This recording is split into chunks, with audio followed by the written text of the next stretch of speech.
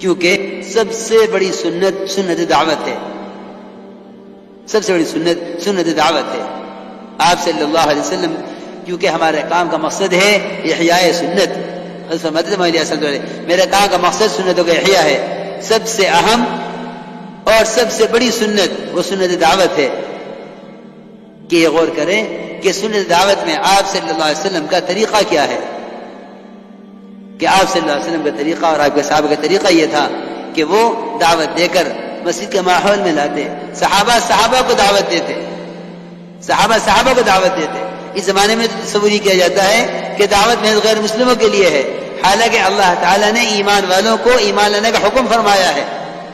یا ایھا الذین آمنوا آمنوا، ایمان والوں تم ایمان لاؤ۔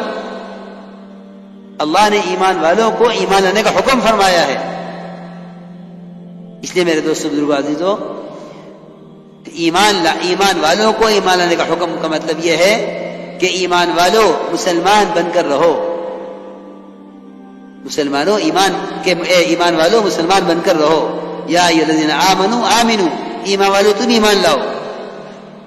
اس لیے میرے بزرگو دوستو عزیزو، میں بار بار جو میں عرض کر رہا کہ ہمارا اصل میں ملاقاتیں مسجد کے ماحول میں لانے کے لیے ہیں۔ جو آنے سے عذر کرے اس سے وہاں بات کر کے مسجد کے لیے فارغ وقت لے لینا چاہیے، لیکن اصل بات کرنے کی جگہ مسجد ہے۔ اصل کیونکہ حدیث قدسی ہے، من اتانی ماشیا، جو میری طرف چل کر آتا ہے، اللہ فرما رہے ہیں خود کہ میں اسے دوڑ کر آتا ہوں۔ حدیث میں آتا ہے اللہ تعالی مسجد میں آنے والے سے مل کر اس طرح خوش ہوتے ہیں جیسا کوئی اپنے بچھڑے ہوئے دوست سے مدت کے بعد مل کر خوش ہوتا ہے، کہ مدت کا بچھڑا ہوا دوست آج ملا ہے، جس سے اتنا مل کر خوش ہوتا ہے۔ حدیث میں ہے یہ تبشبش، اللہ تعالیٰ کو بشاشت ہوتی ہے مسجد میں آنے والے سے۔ اس لیے ہمارے اصل کام یہ ہے کہ ملاقاتیں کر کے لوگوں کو مسیح کی طرف اٹھا کر لاؤ، کیونکہ جو ہی تم نے اسے مسیح کی طرف چلایا، اللہ کی رحمت اس کی طرف دوڑ گئی، یقینی بات ہے۔ کیونکہ حدیث قدسی ہے، من اتانی ماشیا، جو میری طرف چل کر آتا ہے میں اس کی طرف دوڑ کر آتا ہوں۔ اس لیے میرے دوستو عزیزو، مجھے ضروری بات عرض کرنی ہے، کیونکہ دیکھو بھائی بات یہ ہے، جو محنت بھی چاہے اس کا دائرہ کتنا وسیع ہو جاوے، چاہے اس کو شہرت کتنی بھی حاصل ہو جاوے، جو محنت خلاف سنت ہے اس کے ساتھ تربیت نہیں ہے۔ اپنے کام کو سنت کی طرف لاؤ۔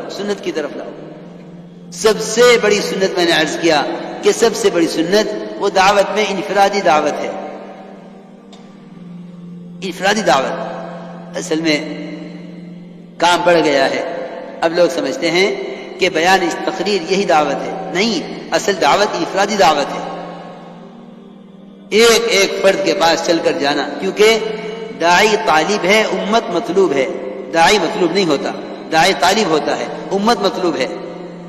اس لیے میں عرض کر رہا کہ انفرادی دعوت اصل ہے، ایک فرد کو دعوت دینا، ایک فرد کو۔ مولانا الیاس صاحب رحمۃ اللہ فرماتے تھے کہ میرے نزدیک، میری بات ذرا غور سے سننا بھائی، میرے نزدیک انفرادی دعوت دینا ایک فرد کو اتنا اہم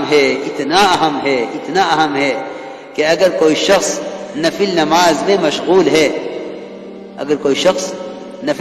مشغول ہے اور کوئی نیا آدمی آ جائے جس کے ٹھہرنے کی توقع نہ ہو، تو اپنی نفل نماز توڑ کر پہلے اس کو دعوت دے، نفل نماز توڑ دے، پہلے اس کو دعوت دے۔ حضرت کے ملفوظات میں چھپا ہوا ہے، غالباً وہ ملفوظات جو حضرت کے مولانا مظہور نعمانی رحمۃ اللہ علیہ نے مرتب کیے ہیں، اس میں 209 نمبر کا یہ ملفوظ ہے کہ نماز توڑ کر اس کو دعوت دے۔ اگر وہ ٹھہرنے والا ہے تو نماز پوری کر کے دعوت دے، جانے والا ہے تو اس کو پہلے دعوت دے پھر نماز پوری کرے۔ کیونکہ میرے دوستو عزیزو، اس امت کا مسئلہ انفرادی ہے ہی نہیں، ایک ایک امتی کے ذمے پوری امت ہے اور پوری امت کے ذمے ایک ایک امتی ہے. انفرادی دعوت کی بڑی اہمیت ہے، کیونکہ میں نے عرض کیا کہ داعی طالب ہے، امت مطلوب ہے. آپ صلی اللہ علیہ وسلم نئے آنے والوں پر خود لپکتے تھے. یہ نہیں کہ آپ اس میں رہیں کہ لوگوں کو میرے پاس لاؤ. آپ صلی اللہ علیہ وسلم نماز پڑھا رہے تھے. واصلہ ابن اسقا رضی اللہ تعالیٰ عنہ وہ مدینہ منورہ پہنچے اور نماز ہو رہی تھی، جماعت میں شریک ہو گئے. اسلام بھی قبول نہیں کیا تھا. آپ صلی اللہ علیہ وسلم نے نماز کے بعد دیکھا کہ ایک نیا آدمی آیا ہوا ہے مسجد میں. آپ خود جے محراب سے خود تشریف لے گئے آخری صف میں حضرت واصلہ ابن اسقا کے پاس اور جا کر آپ نے کو دعوت دی.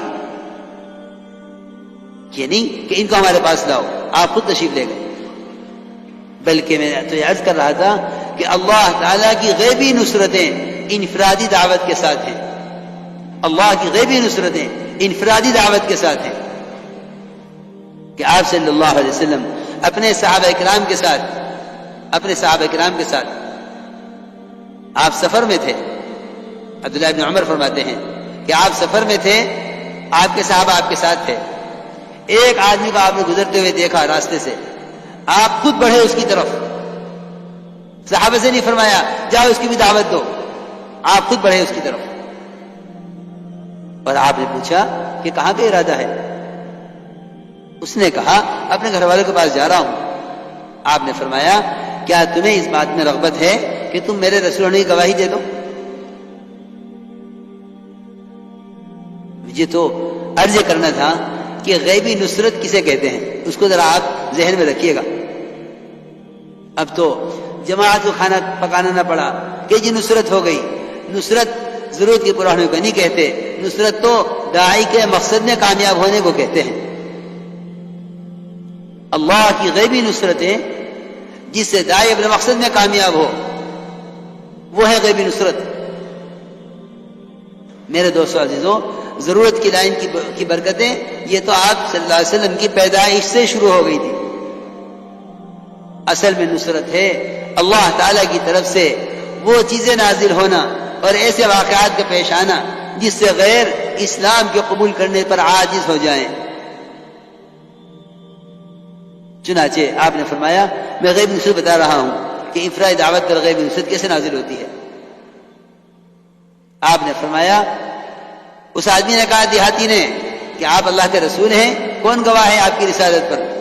آپ نے فرمایا کہ میری رسالت کی گواہی وہ درخت دے گا جو اس وادی کے کونے کنارے پر کھڑا ہوا ہے. وہ درخت وہاں سے زمین پھاڑتا ہوا آیا آپ کے پاس. آپ صلی اللہ علیہ وسلم نے 3 مرتبہ اس درخت سے گواہی دی. اسے تینوں مرتبہ گواہی دی بے شک آپ اللہ کے رسول ہیں، بے شک آپ اللہ کے رسول ہیں، بے شک آپ اللہ کے رسول ہیں. دیہاتی نے اسلام قبول کیا، اپنی قوم کو دعوت دینے کے لیے چلا اور یہ کہہ کر گیا کہ اگر انہوں نے میری اطاعت کی تو سب کو لے کر آؤں گا، ورنہ میں تنہا آپ کے پاس آ کر آپ کے ساتھ رہوں گا. میں عرض کر رہا تھا کہ انفرادی دعوت کے ساتھ اللہ کی غیبی نصرتیں ہیں.